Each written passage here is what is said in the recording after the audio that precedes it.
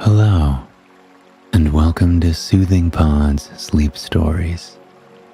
My name is Arif, and tonight I will be your guide through the mystical and ancient world of Greek mythology.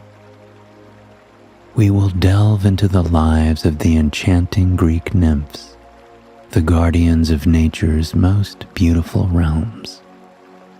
From echoing mountains to serene waters, join me as we unravel tales of love, transformation, and the timeless dance of the natural world.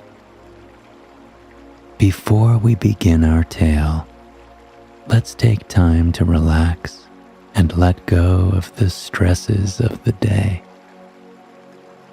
Close your eyes and take a deep, calming breath.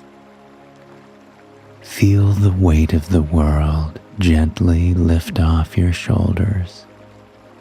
In this moment, there are no deadlines, no demands, only the present and the peaceful sound of my voice guiding you. Allow yourself to relax completely, surrendering to the comfort of your surroundings. Now, imagine your body becoming lighter, your spirit taking on a new form. You are no longer bound by the constraints of being human. You have transformed into a magnificent bird, graced with wide, powerful wings and the gift of flight. With this newfound freedom, let your wings unfold and feel the rush of air under them. You are on a cliffside in Greece, overlooking the azure sea. The sun is radiant in the sky, casting a warm, golden light over the ancient land.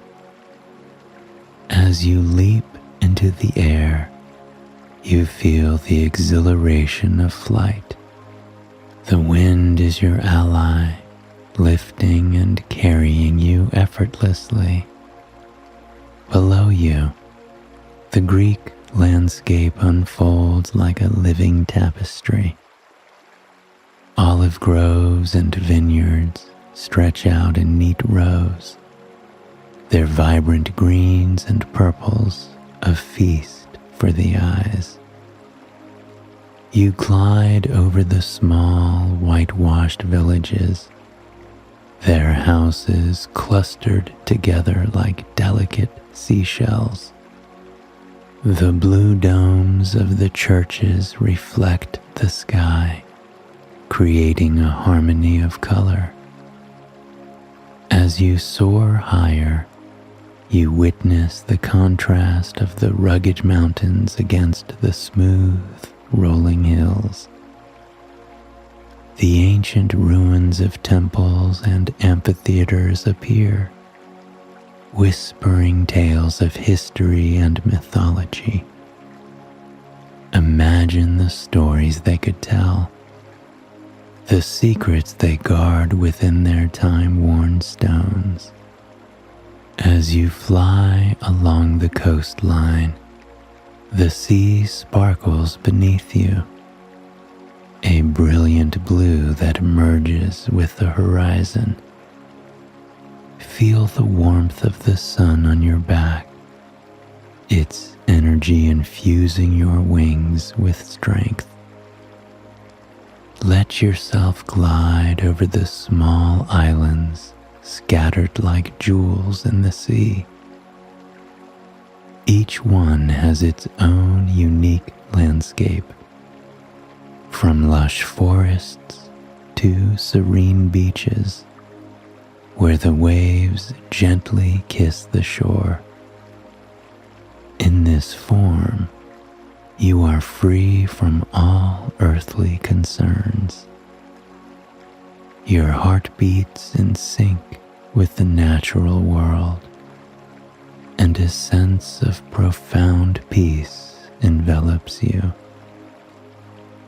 The beauty of Greece, seen from the sky, fills your soul with awe and gratitude.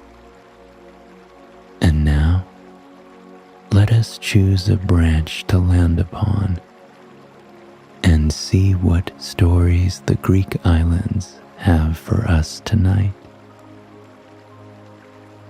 In the time of ancient Greece, where gods and mortals walked the same earth, there lived beings of enchanting beauty, the Greek nymphs. Nymphs are mythological spirits of nature, often depicted as beautiful maidens. And in our stories today, we explore the enchanting tales of mountain nymphs, sea nymphs, tree nymphs, water nymphs, and flower nymphs. These ethereal creatures, daughters of the gods and guardians of nature, danced through forests, rivers, mountains, and seas. They weaved their magic into the very fabric of the ancient world. But nymphs were not just mere inhabitants of the natural world. They were its soul. Each rustle of leaves, each babbling brook, and each whisper of the wind bore the touch of these divine maidens. Their stories, intertwined with heroes, gods, and the very elements themselves, form a tapestry rich with love and tragedy. As night falls and the stars begin to twinkle, let us embark on a journey through these ancient tales. Let your imagination soar on the wings of these stories, and allow yourself to be transported to a world where the impossible becomes possible, and where every tree, river, and mountain holds a story. High above the valleys, where the air whispers secrets to the clouds, the mountain nymphs dwell. The Oreads, as they're called in Greek, grace the rocky highlands with their presence, tending to the rugged landscapes and wild creatures that make the mountains their home. Among these divine beings was an Oread named Echo. Legend has it that her voice was as beautiful as the mountain bird song. She was a gifted talker too, knowing the language of humans, gods, winds, and streams. Humans and gods alike would talk with Echo for hours at a time, enchanted by her stories. That was until a curse struck her down. Hera, the queen of the gods, bound Echo's voice to only repeat the last words spoken to her, a punishment Hera imposed out of jealousy and suspicion, believing Echo had been distracting her with long conversations to cover the infidelities of Zeus, Hera's husband.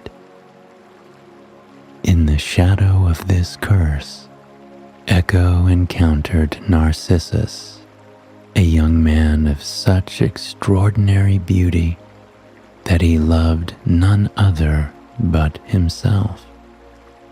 Echo, quite enamored with the man, decided she would seduce him with her stories. But alas, Her curse allowed her only to echo his own words. Narcissus, finding Echo dull, spurned her affections. She was heartbroken.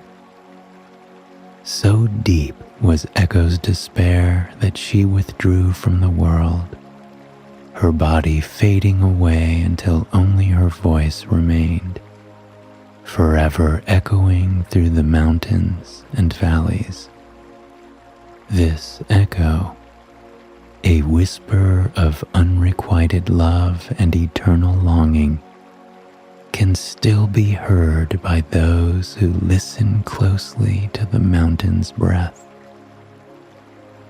Next, we leave the mountains behind and head towards the oceans, where the sea nymphs play amongst the waves. Better known as Nereids in Greek mythology, these graceful daughters of the sea god glide through the ocean depths, guarding the vast and mysterious waters. Their songs blend with the sound of the sea, and their stories are as deep and fathomless as the oceans they inhabit. Among these captivating beings was Calypso, a beautiful young Nereid. On the hidden island of Ogygia, shrouded in the mists of enchantment, Calypso lived alone. It was on this very island that the famed Greek hero, Odysseus, found himself a castaway. Weary from his long journey, Odysseus nursed back to health by Calypso. The sea nymph, enamored by the mortal, offered him a tantalizing promise: immortality. The catch, for there is always a catch, was that he could never return home to his family. For all the beauty and immortality Calypso offered, Odysseus's heart yearned for his homeland and his beloved wife. Despite 7 long years on Calypso's island, where time seemed to stand still, his desire to return home never waned. He begged Calypso to let him go, but she would not relent. At night, Odysseus would pray to the gods for help, and at last, after years of silent pleas, his prayers were answered. The gods commanded Calypso to release him, and though her heart was heavy with sorrow, she obeyed. She helped Odysseus build a raft, giving him provisions for his journey, and watched as he sailed away from her island, a speck on the vast canvas of the sea. The bittersweet farewell reminds us that true love is selfless. Like Odysseus said goodbye to Calypso, we too must say goodbye to the ocean and head towards the tranquil embrace of the forests and woodlands. Here, in the dappled sunlight, ancient secrets are whispered among the trees, and the rustling leaves carry tales from times long past. This is the realm of the tree nymphs, or dryads. Each dryad is intimately bound to a tree, their essence intertwined with its life. They are the nurturing soul of the forest, caretakers who ensure every branch and root flourishes under their watchful eyes. In their presence, the forest becomes a place of beauty and tranquility, alive with a timeless dance that only nature can choreograph. Among the graceful beings of the woodland was Daphne, a nymph whose beauty was unparalleled. Although she had many suitors, Daphne was not interested in pursuing a life of love. You see, she had pledged herself to a life of celibacy. However, fate intervened when Apollo, the god of the sun and music, was captivated by her beauty. Apollo, smitten and driven by a fiery passion, aggressively pursued Daphne. But Daphne, bound to her vow of chastity, resisted his advances. In Daphne's desperate attempt to escape Apollo's romantic pursuit, she turned to her father, Peneus, a Thessalian river god, for help. At this moment of utmost need, her father responded the only way he could, by transforming Daphne into a laurel tree. Her flesh turned to bark and her hair to leaves, rooting her forever to the earth she cherished. Apollo, arriving to find Daphne transformed, was stricken with grief. In his sorrow and admiration, he honored her memory by declaring the laurel his sacred plant. He used its leaves to create wreaths that crowned heroes and poets, thus immortalizing the beautiful nymph. Another story about dryads and their music-loving suitors is the tale of Eurydice and Orpheus. Eurydice was a dryad of incredible beauty, as many of them are. Orpheus was her lover and the greatest musician of the ancient world.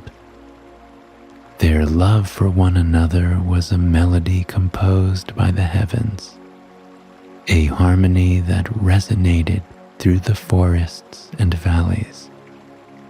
However, as with many tales woven by the fates, their happiness was not to last.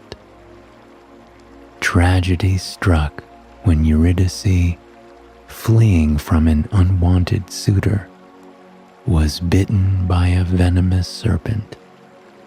Her life, as delicate as the petals of a forest flower, slipped away, leaving Orpheus in a chasm of despair. In his grief, he silenced the birds and made the rivers weep. Refusing to accept her loss, Orpheus journeyed to the very gates of the underworld, his lyre in hand. His music, so mournful and beautiful, softened the hearts of Hades and Persephone, the rulers of the dead. They agreed to allow Eurydice to return to the world of the living, but under one condition. Orpheus must not look back at her until they reached the surface. With hope in his heart, Orpheus began the ascent. But as they neared the threshold of the living world, doubt crept in. In a moment of human frailty, he turned to look at Eurydice, only to see her vanish back into the shadows of the underworld, lost to him forever. To fully experience the tale of Eurydice and Orpheus, and the tale of Echo and Narcissus, you can find the complete story on the Soothing Pod app, podcast, and YouTube channel.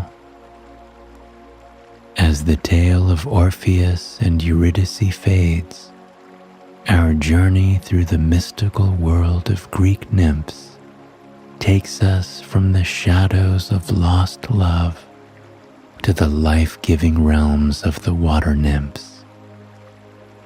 Water nymphs are known as naiads in Greek mythology. These guardians of fresh waters bring life and nourishment to the lands, their essence intertwined with the rippling streams and tranquil pools. Among these graceful spirits was Salmacis. Her story is unique, a tale that blurs the lines between love and identity, desire and destiny. Salmacis's gaze one day fell upon Hermaphroditus, the son of Hermes and Aphrodite, whose beauty was a perfect blend of his divine parents. Salmacis was captivated, her heart overwhelmed with a love so intense it consumed her very being. She expressed her love to Hermaphroditus, but he, young and uninterested in her affections, gently rejected her advances. Undeterred and driven by a love that knew no bounds, Salmacis prayed to the gods for a union that could never be undone. As Hermaphroditus bathed in Salmacis's lake, she reached up to embrace him. The gods decided now was the time to answer Salmacis's prayers, and they performed a miraculous transformation. The bodies of Salmacis and Hermaphroditus fused together. The result was a being of both male and female characteristics, a symbol of unity, the complexity of love, and the fluidity of gender. This union, blessed and cursed by the gods, gave rise to the term hermaphrodite, reflecting a blend of masculine and feminine traits.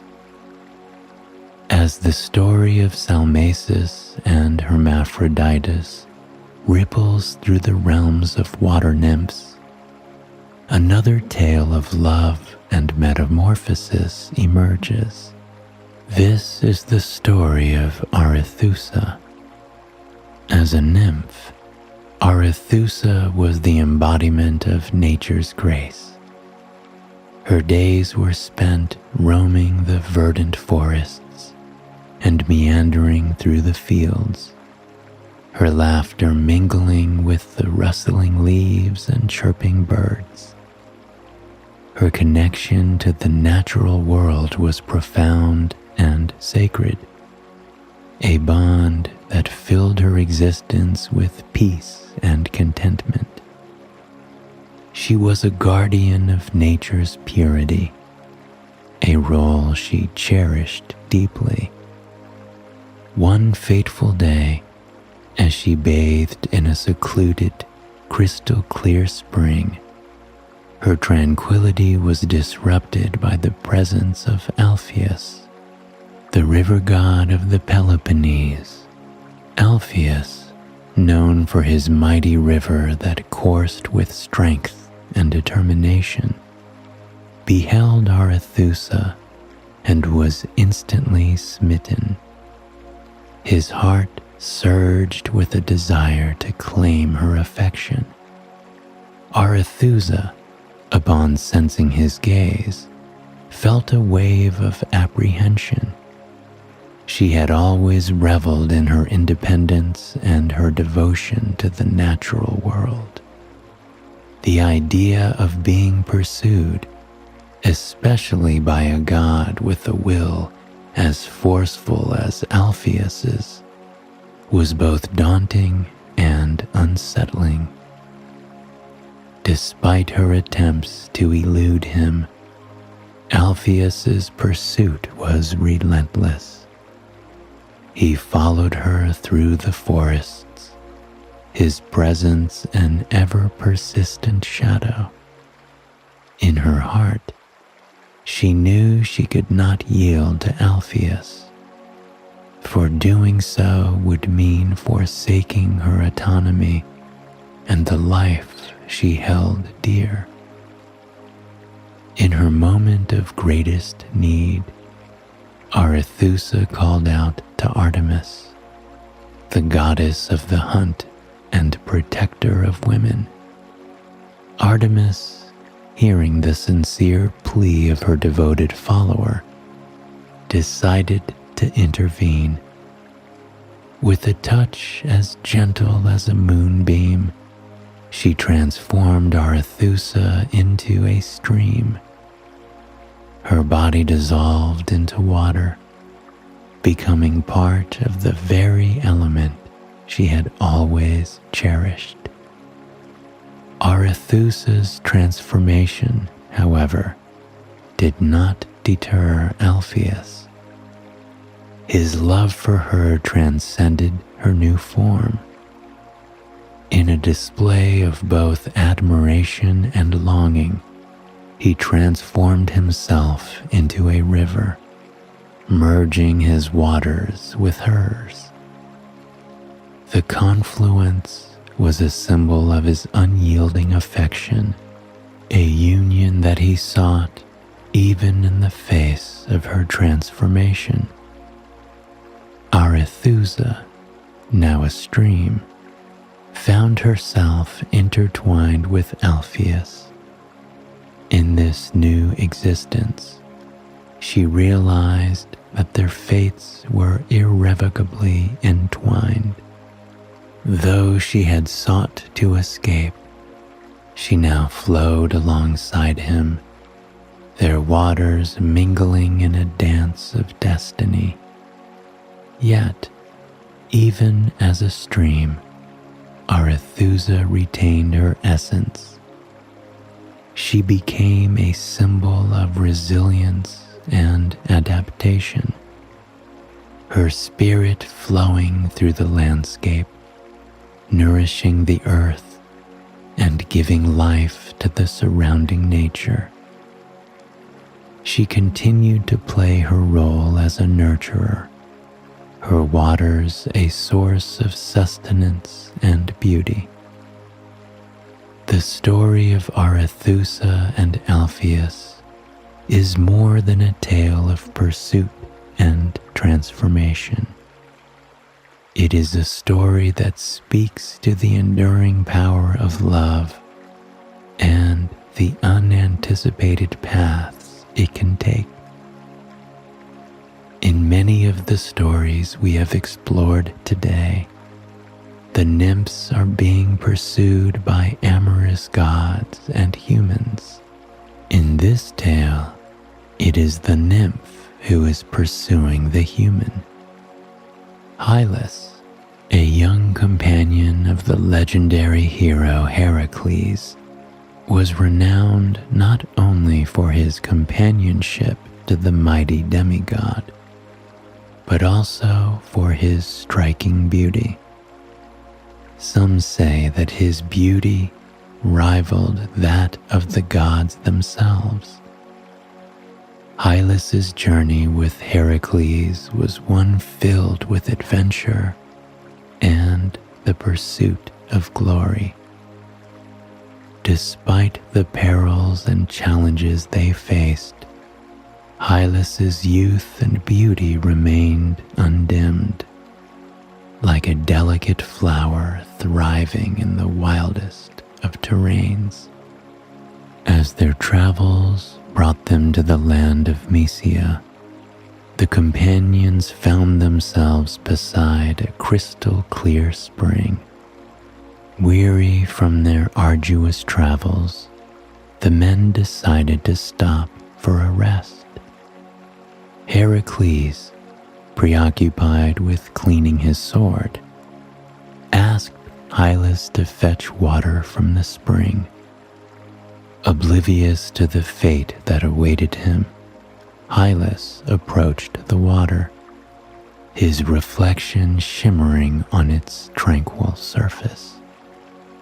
Unbeknownst to Hylas, the spring was the dwelling of the Naiads. From below the surface of the water they watched him, quite falling in love with his beauty. As Hylas leaned over the spring to fill his vessel, the Naiads, overcome by their desire, reached out from the depths and pulled Hylas under. Heracles, upon realizing Hylas's absence, embarked on a frantic search. His calls for Hylas echoed through the forests and valleys. Hylas was nowhere to be found. The Naiads, in their longing, had claimed him as their own, a treasure they were unwilling to part with. Hylas, now in the embrace of the Naiads, found himself in an ethereal world beneath the waters. The realm of the Naiads was a place of otherworldly beauty, a kingdom of serene waters and shimmering light. Yet, for all its beauty, it was a world apart from the one he knew, a realm where his destiny was no longer his to command. The story of Hylas and the Naiads is a story that speaks to the complexity of love, its ability to captivate and to confine, to elevate and to ensnare. The story of Hylas, lost to the Naiads' embrace, gives way to another tale of pursuit and transformation within the realm of water nymphs. This time, it is the story of Syrinx, a nymph whose fate intertwined with that of Pan, the god of the wild. Syrinx, like most nymphs, had taken a vow of celibacy, devoting their whole existence to nature and its creatures. Unfortunately, her beauty caught the eye of Pan. Enchanted by her, Pan pursued Syrinx through the verdant. In her flight, Syrinx reached the river's edge, her path barred by the relentless flow of water. With Pan closing in and no escape in sight, she called upon the river gods for aid. Hearing her plea, they transformed her into a cluster of reeds at the water's edge, her form forever altered to evade Pan's pursuit. As Pan reached the spot where he had last seen Syrinx, he found only the whispering reeds. In his sigh of frustration and longing, the wind coursed through the reeds, creating a haunting, melancholic melody. Moved by this sound and the memory of Syrinx, Pan cut a few of these reeds and fashioned them into an instrument. the panpipes.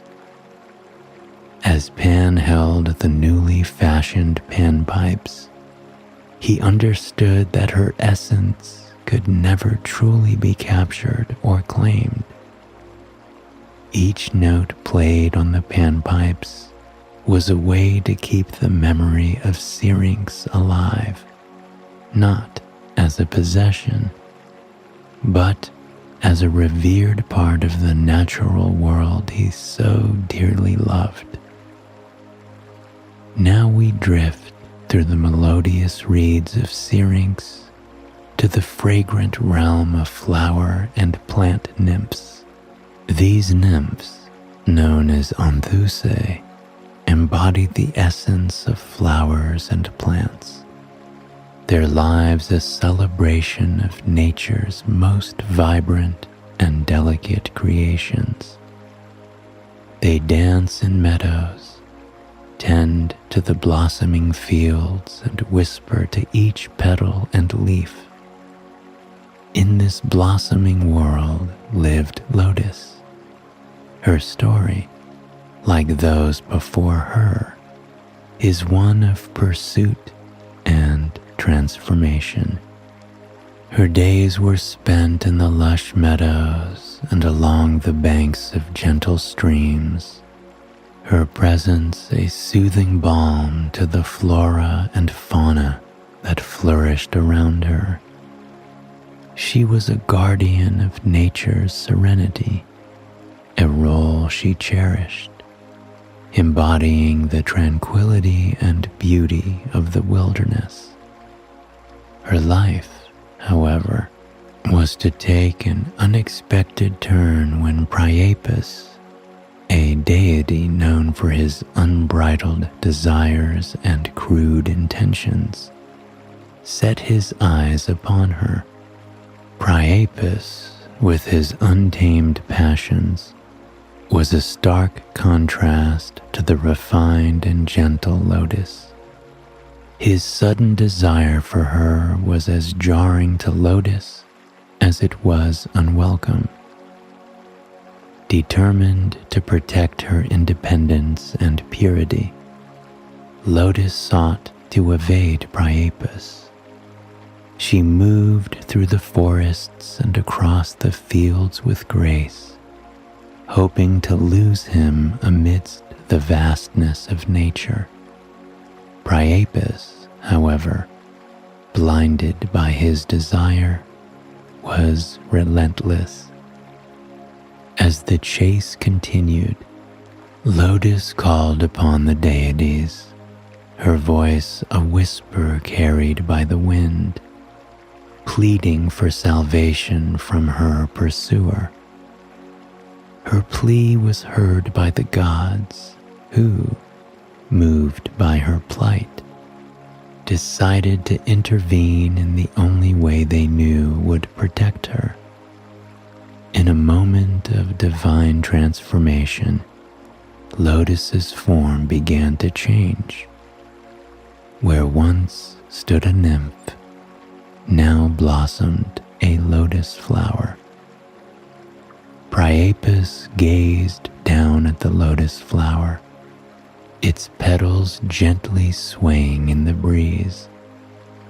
His pursuit had not only been futile, but had also led to the loss of the very beauty he had sought to possess.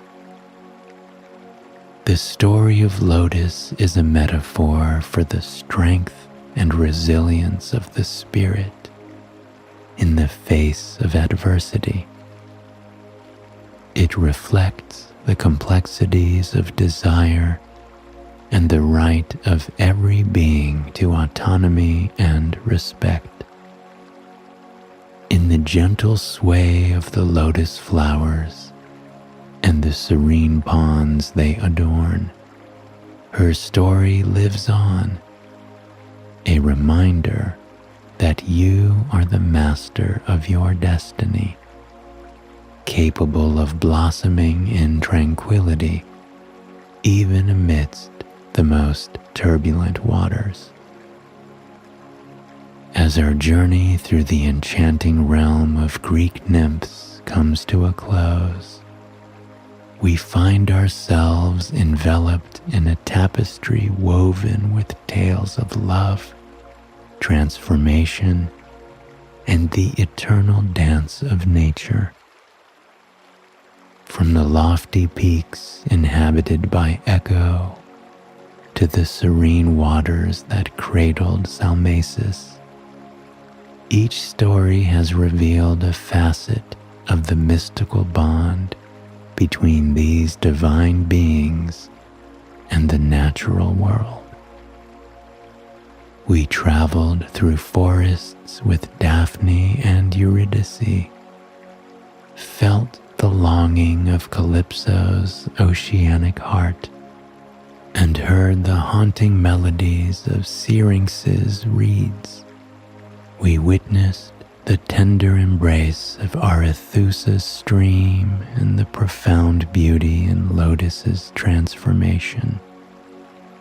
Each tale, a thread in the rich mosaic of mythology, has offered us glimpses into the lives of these ethereal nymphs, their joys and sorrows echoing through time. As we bid farewell to these ancient forests, mountains, rivers, and meadows, let us carry with us the magic and wisdom of these stories. May the echoes of the nymphs' tales inspire us to find harmony with the natural world and remind us of the delicate balance between humanity and the earth we call home. I hope you have enjoyed these stories and they have brought you a night of peaceful, restful sleep. Please join me again tomorrow night for another sleep story. Until then, sweet dreams.